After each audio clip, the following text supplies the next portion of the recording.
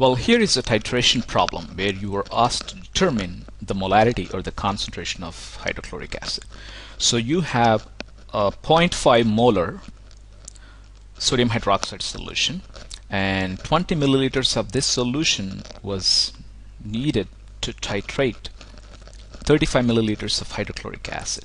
So what is the molarity of hydrochloric acid? So our goal is to determine the concentration or the molarity of HCl or hydrochloric acid. So the first step that we need to do here is to write a balanced formula equation for the neutralization reaction. So sodium hydroxide, it's an aqueous solution, reacts with hydrochloric acid, HCl, to give sodium chloride and water. Sodium chloride aqueous plus H2O liquid. So if you're wondering how we got this, well, basically sodium hydroxide is made of sodium ions and hydroxide OH minus ions, and hydrochloric acid is made of H plus and Cl minus. So in a neutralization reaction, the OH minus and the H plus, they react together to form a neutral substance called water. That's why it's called a neutralization reaction. And the remaining ions, Na plus and Cl minus, they combine to form a salt. Well, basically this is sodium chloride, which is your salt, and this is your water, right? So let's first write down what is being given to us. So sodium hydroxide, and this is the data that is given to you in this problem. The concentration or the molarity, so let's call that as M1, or the molarity of sodium hydroxide is 0.50 molar or mole per dm cube. I would rather prefer this because capital M could mean many things in science or chemistry. So 0.50 molar is same as 0.50 mole per dm cubed. And what else is given to us? 20 ml or 20 milliliters of sodium hydroxide. Let's call this as V1, volume of sodium hydroxide, which is 20 milliliters or 20 cm cube. And for HCl, this is the data that is given to us, 35 milliliters. Let's call that as V2 or volume 2, that is 35 milliliters. And our goal is to determine the molarity of hydrochloric acid, M2, that is unknown. We need to determine that. So before we do that, let's convert this volume in milliliters to dm cubed.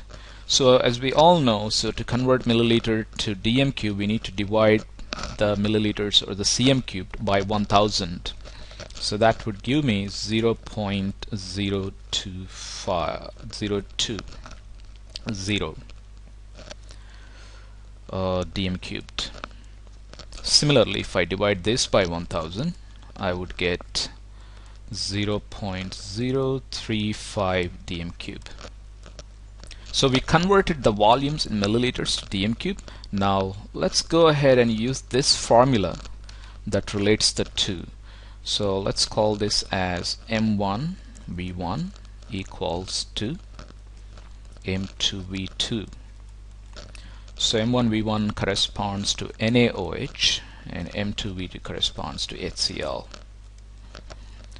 So to determine, our goal is to determine M2. So if I rearrange this formula, so our M2 would be equal to M1 V1 times M1 times V1 divided by V2. So if I rearrange this formula, this V2 basically goes into the denominator. So in other words, I can say to calculate M2, I multiply my M1, which is 0.50 mole per dm cube, times V1, which is 0.020 dm cube, 0.020 dm cube, divided by my V2. V2 is 0.035 dm cube, right? So we can cancel out the identical units. So I have dm cube in the denominator and I have dm cube in the numerator, so I cancel them out. So what's remaining is mole per dm cube, and if you do the math, that should be about 0.29 mole per dm cubed. So that's my M2. That is the molarity of HCl. Now let's see if this makes sense, if this number makes sense. 0.29. So this is our final answer for the molarity of HCl, and let's see if that makes sense. And I'm plugging in this as 0.29. So if you look at the formula equation, they're combining in 1-to-1 mole ratio, HCl and NaOH. So the coefficient of NaOH is 1 and the coefficient of HCl is 1 as well. They're combining in 1-to-1 ratio. So if my molarity of HCl is 0.29 mole per dm cube.